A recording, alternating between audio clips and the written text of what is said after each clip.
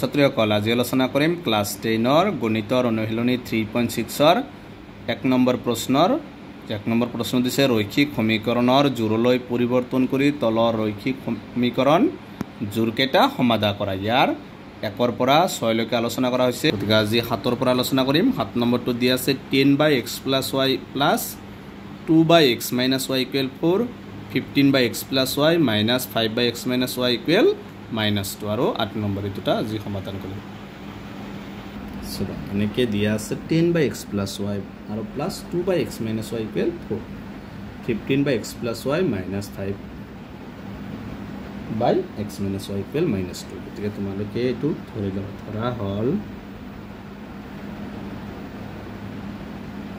ধৰা হল এনেকৈ লিখিব পাৰিবা যে তলত x + y আৰু কি আছে x - y গতিকে 1/x + y = এটা ধৰিলো p আৰু 1 কি আছে তলত x minus y equal কি ধৰিবা q বুলি ধৰি লৈছো এটোটা ধৰি লৈছো এটো 2 নহয় তো y হ'ব চাবা এতিয়া তোমালোকে এটো এই বস্তুটো এনেকৈ বনাই ল'ব পাৰিবা 10 * 1/x + y 10 1 এটো একে 10 * 10 তলত x + y এটোৱে হল আকৌ 10 * 1/x + y 1/x + y মানে এই 1/x + y মানে কি লিখিব পৰা যাব ইয়াত p লিখিব পৰা যাব গতিকে এটা সমীকৰণ দি আহিব পাৰিবা 1 আৰু 2 এনেকৈ দিব পাৰিবা গতিকে 1ৰ পৰা এতিয়া আমি 1ৰ পৰা কি আছে 10/x + y মানে 10p plus 2/x - y x - y মানে কি ধৰা হৈছে q equal 4 এটো লিখিবা 3 নং সমীকৰণ তাৰ পিছতটো আছে 15 তলত আছে x + y x + y মানে কি ধৰা হৈছে p আৰু সৰি মাইনাস এটো 5/x - y x - y মানে কি ধৰা হৈছে q equal -2 এটো দিবা 4 নং সমীকৰণ এবাৰ চাবা এইটো তোমালোকে প্ৰতিস্থাপন পাৰিবা অপনয়ন পাৰিবা যেটো পদ্ধতি কৰিবা মই এটা প্ৰতিস্থাপনত কৰি দিম এটা অপনয়নত কৰি দিম এইটো প্ৰতিস্থাপনত কৰিম ইয়াৰ পিছতো অপনয়ন পদ্ধতিত সমাধান কৰিম তোমালোকে বজ্ৰগণনা পাৰিবা চাবা 3 নং সমীকৰণটো লবা 3 নম্বৰটোত কি আছে 10p + 2sq = 4 10p টো ৰাখিছো ইফালে আছে কি 4 a plus 2sq যদি হও ফালে নাও কি হ'ব -2sq এবাৰ p টো ৰাখিবা 10 টো ইয়াত পুৰণ ইফালে নিলে হৰণ আৰু ইফালে আছে 4 - 2sq এটো এটা সমীকৰণ দিয়া 4 এৰ পিছত 5 এই p ৰ মানটো এতিয়া যিকোনো এটা সমীকৰণ বহাই দিলে x ৰ মানটো পাবা এই q ৰ মানটো পাবা p ৰ মান 4 ত বহাই 4 নম্বৰটোত বহাই দিম 4 ত কি আছে 15p মানে 15 পুৰণ p মানে কিমান 4 - 2sq / 10 বাকিখিনি সেম লিখিবা -5q equal -2 খিনি সেম লিখিবা 5 দি 10 যাব 2 বাৰ 5 দি 15 যাব 3 বাৰ তে 3 লগত এই ওপৰৰ দুটা পূৰণ আৰু তলত কিমান আছে 2 3 লগত 4 পূৰণ কৰিলে 12 -3 2 * 6 6q -5q equal -2 এতিয়া লহাগ লবা তলত একোনামিক আছে 2 1 গুণ 2 একৰ লগত এখিনি পূৰণ কৰিলে এখিনি পাবা 12 - 6q -2 5 গুণ 10 10 q equal -2 এতিয়া ওপৰত আছে 12 -1 আছে প্লাস 10 9 19 ডাঙৰটোত মাইনাস আছে -19 এই দুইটো ইয়াত পূৰণ ইফালে এই হৰণ ইফালে নিলে পূৰণ 2 2 গুণ 4 -4 এবাৰ চাবা -19q equal -4 এই 12 টো ইয়াত প্লাস ইফালে নিলে মাইনাস বা এবাৰ q টো ৰাখিবা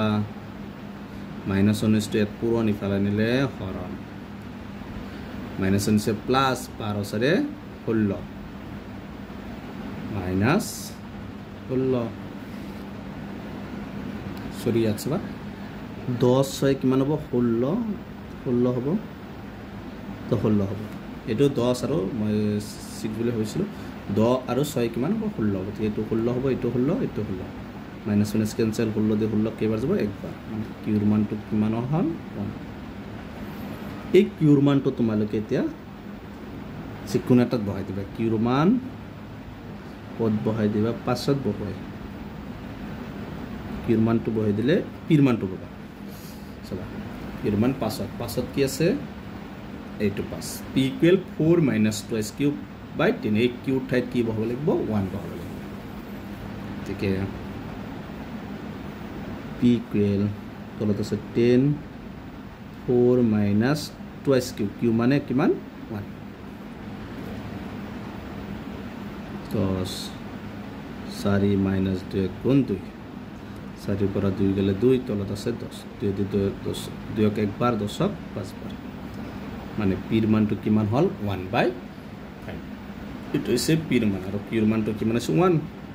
তিয়া আমি ধৰি লৈছিলো কি ধৰা হৈছিল যে 1/x + y = p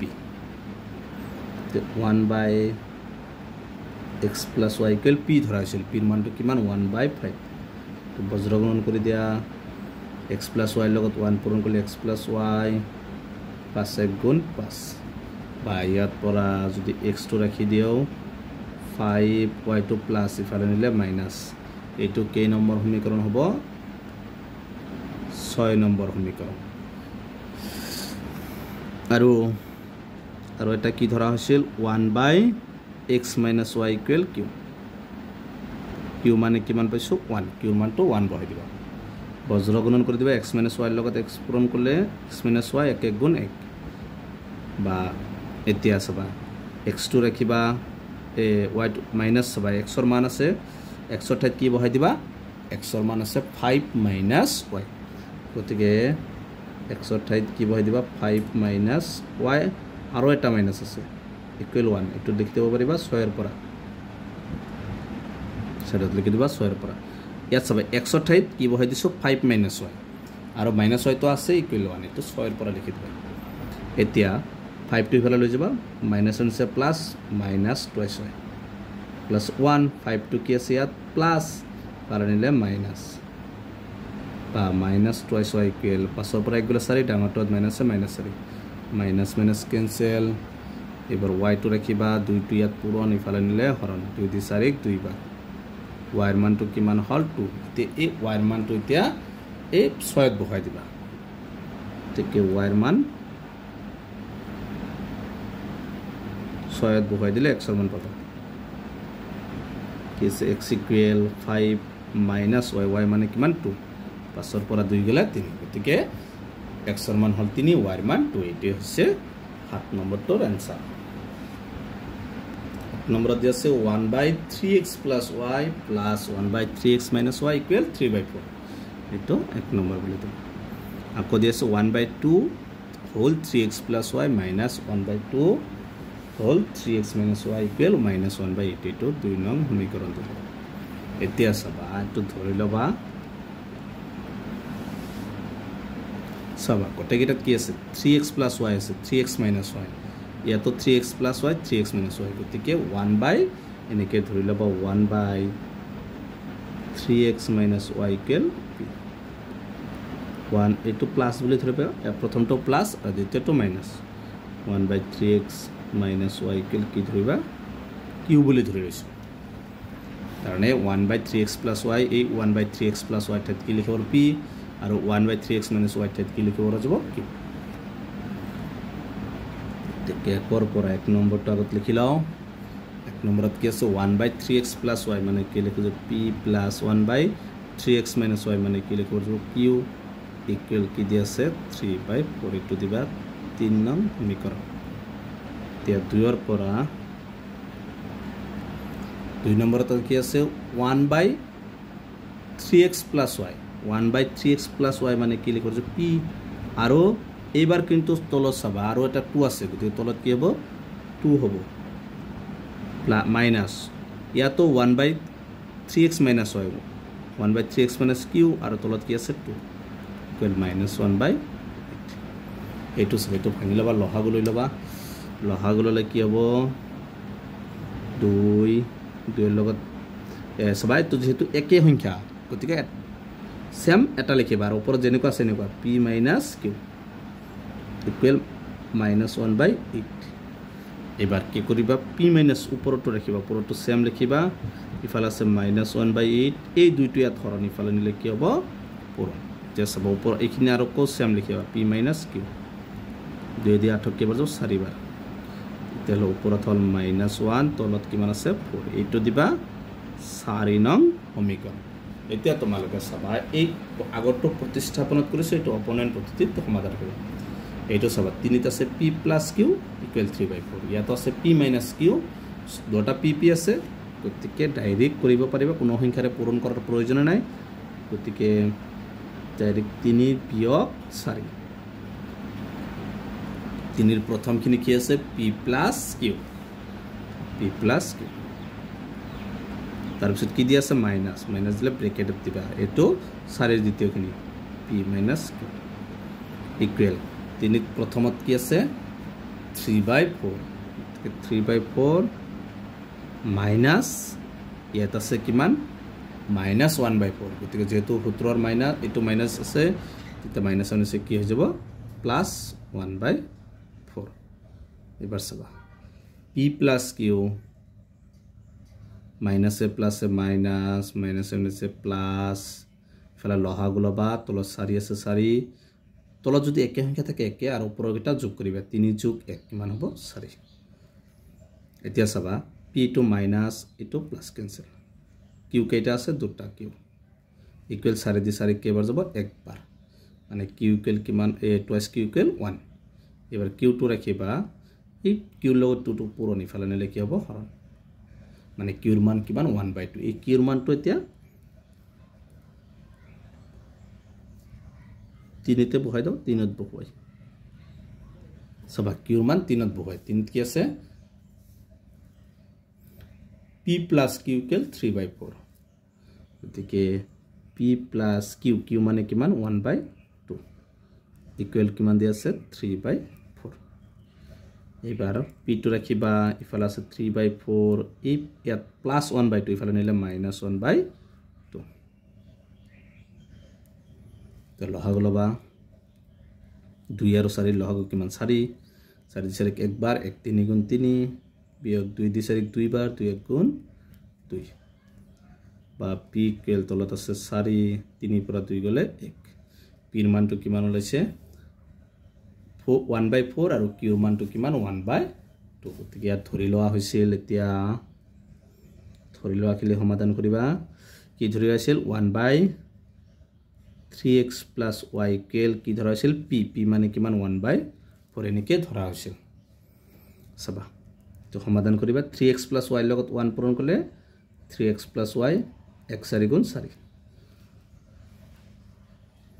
এবাৰ y টো ৰাখিবা প্লাস 4 3x to প্লাস ইফালে নিলে মাইনাস এটো আৰ এটা সমীকৰণ দিবা কি নম্বৰ হ'ব 5 নম্বৰ আৰু এটা কি ধৰা আছিল 1/3x - y = q q মানে কিমান হৈছে 1/2 টু পোৱা গৈছে q ঠাইত 1/2 বহাই দিবা 3x - y লগত 1 পূৰণ কৰিলে 3x - y ইকুৱেল 1 2 × 2 তাৰ পিছত 3x ছবা এই y ঠাইত y ৰ মানটো বহাই দিব লাগিব y ৰ মান কিমান 4 - 3x y ঠাইত 4 - 3x এটো বহাই দিব সমান আছে 2 ইয়াত দিব 5 ৰ পৰা 5 নং সমীকৰণৰ পৰা যে y ৰ মান কিমান 4 - 3x 3x minus a plus a minus minus 1 is a plus equal to বা x কেটা হল 6টা x বলে 2 a 4 to plus ইফালে নিলে কি হ'ব মাইনাস ইফালে নিলে কি হ'ব প্লাস বা এক্সটো ৰাখিবা 6টো পূৰণ ইফালে নিলে হৰণ 2 4 6 6 2 6 একবাৰ এক্সৰ মানটো কিমান হ'ল এই এক্সৰ মানটো এতিয়া তোমালোকে কি কৰিবা 5ত বহাই দিবা y ৰ মান ওলাই যাব গতিকে এক্সৰ মান 5ত বহাই এক্সৰ মান 5ত বহাই দিম সব 5ত কি আছে y equal 4 minus 3x x মানে কিমান 1 আবা 4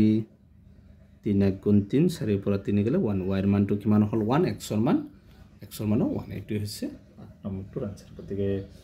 1 পৰা 8 লৈকে আটাইকেইটা কোৱেশ্চন সমাধান কৰা হ'ল তোমালোকে ভিডিওটো লাইক কৰিবা চেনেলটো সাবস্ক্ৰাইব কৰিবা থ্যাংক ইউ